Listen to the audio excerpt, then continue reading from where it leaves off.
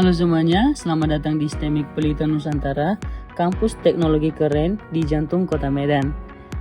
Hari ini aku akan ajak kalian lihat langsung suasana dan fasilitas kampus yang luar biasa. Yuk ikut aku. Ini adalah resepsionis kampus, tempat mahasiswa mendapatkan informasi, bantuan administrasi, atau keperluan akademik lainnya. Staf di sini selalu siap membantu dengan ramah dan profesional. Ini adalah lab komputer, salah satu fasilitas penting untuk kegiatan praktikum dan pembelajaran. Komputernya terhubung dengan jaringan kampus dan sudah dilengkapi perangkat lunak pendukung pembelajaran. Ruang kelas di STEMIK Pelita Nusantara sudah dilengkapi dengan AC, serta TV atau layar untuk presentasi. Lingkungannya nyaman untuk kegiatan belajar mengajar sehari-hari. Ini adalah perpustakaan kampus, tempat di mana mahasiswa bisa membaca, belajar mandiri, atau mencari referensi untuk tugas dan skripsi. Seluruh area kampus juga memiliki akses Wi-Fi sehingga mahasiswa tetap terhubung untuk kebutuhan akademik dan pembelajaran online. Itulah beberapa fasilitas yang ada di STEMIK Pelita Nusantara Medan. Semoga bisa memberikan gambaran tentang suasana belajar di kampus ini.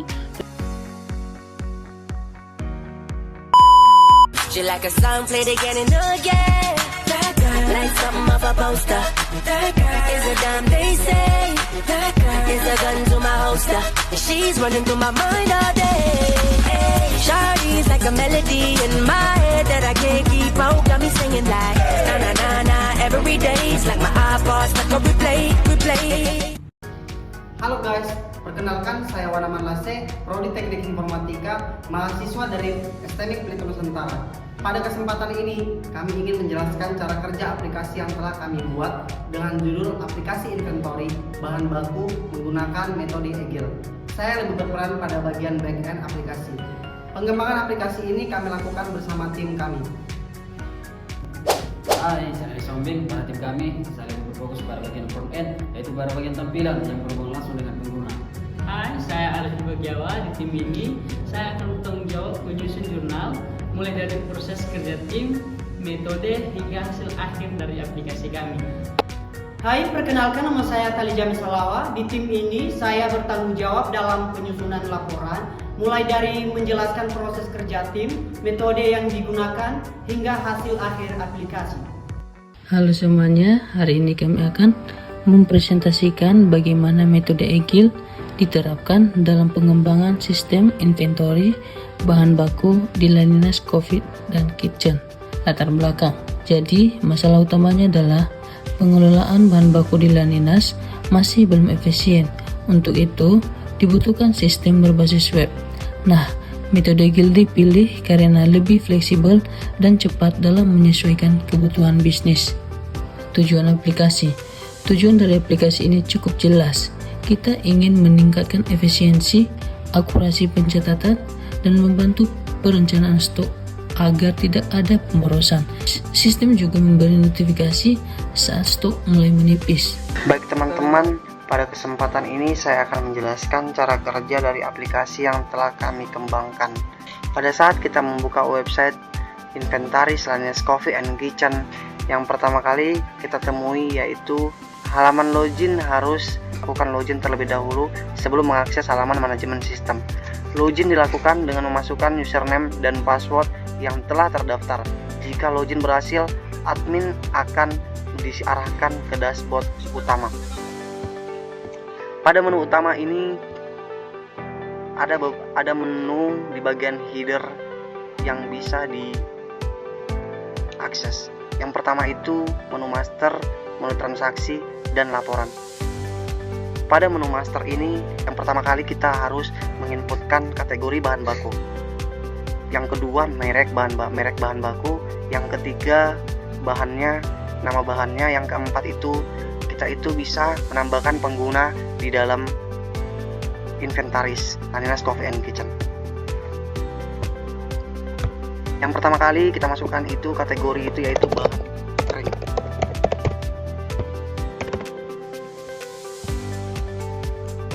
Jika sudah berhasil, kita memasukkan merek bahan baku.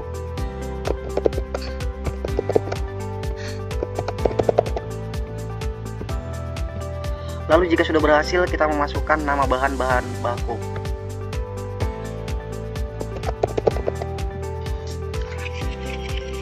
Jadi pada saat kita menambahkan nama bahan baku, kita bisa memilih di nama merek itu. Kita tadi buat beras AA dan kategorinya itu bahan kering.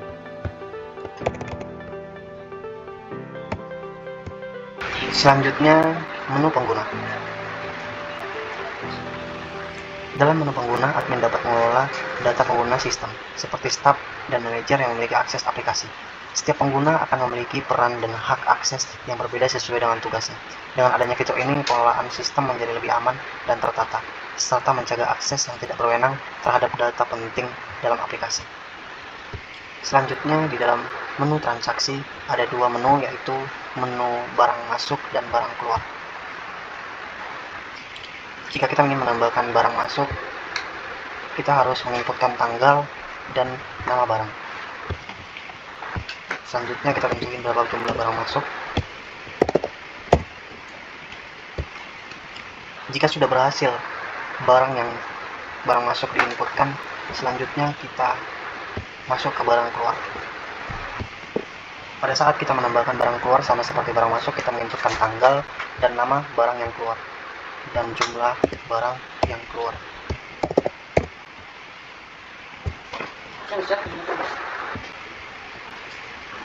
Jika sudah berhasil, selanjutnya kita masuk ke menu laporan. Kita bisa melihat laporan barang masuk dan barang keluar dan laporan stok oknum barang. Pada barang masuk, kita bisa melihat barang yang sudah diinputkan dan kita bisa mencetak. Selanjutnya, halaman laporan. Pada halaman laporan digunakan untuk menampilkan ringkasan data terkait stok barang, transaksi, barang masuk, dan barang keluar. Pada halaman ini, pengguna dapat melihat dan mencetak barang berdasarkan periode tertentu, sehingga memudahkan dalam memantau serta analisis inventaris. Fitur ini membantu admin dan manajemen dalam mengambil keputusan terkait pengelolaan stok.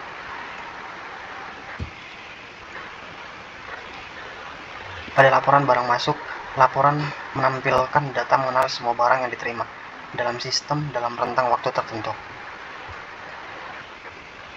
Laporan ini mencakup informasi seperti tanggal penerimaan, nama barang, jumlah yang diterima, pemasok, dan keterangan yang ada. Dengan adanya laporan ini, admin dapat memantau arus masuk barang secara lebih akurat, memastikan ketersediaan stok, serta memudahkan proses audit dan mencatat inventaris. Laporan ini juga dapat dicetak dan diekspor sesuai kebutuhan. Selanjutnya, barang keluar. Laporan barang keluar menampilkan data terkait semua barang yang dikeluarkan dari stok dalam rentang waktu tertentu. Laporan ini mencakup informasi seperti tanggal transaksi, nama barang, dan tujuan pengguna, serta keterangan tambahan jika diperlukan. Dengan adanya laporan ini, admin dapat memantau arus keluar barang secara lebih akurat, memastikan keseimbangan stok, dan mempermudah proses audit dan pencatatan inventaris. Laporan ini juga dapat dicetak atau diekspor sesuai kebutuhan. Selanjutnya, laporan stok barang. Stok barang menampilkan data mengenal jumlah ketersediaan barang tersedia dalam sistem. Laporan ini mencakup informasi seperti nama barang, kategori, merek, jumlah stok awal, barang masuk, barang keluar, serta stok akhir. Dengan adanya laporan ini, admin dapat memantau ketersediaan barang sesuai real time, mencegah kehabisan stok, dan memastikan pengelolaan inventaris lebih efisien. Laporan ini juga dapat dicetak dan diekspor untuk keperluan dokumentasi dan audit. Kelebihan Egil. Metode Egil ini punya banyak kelebihan.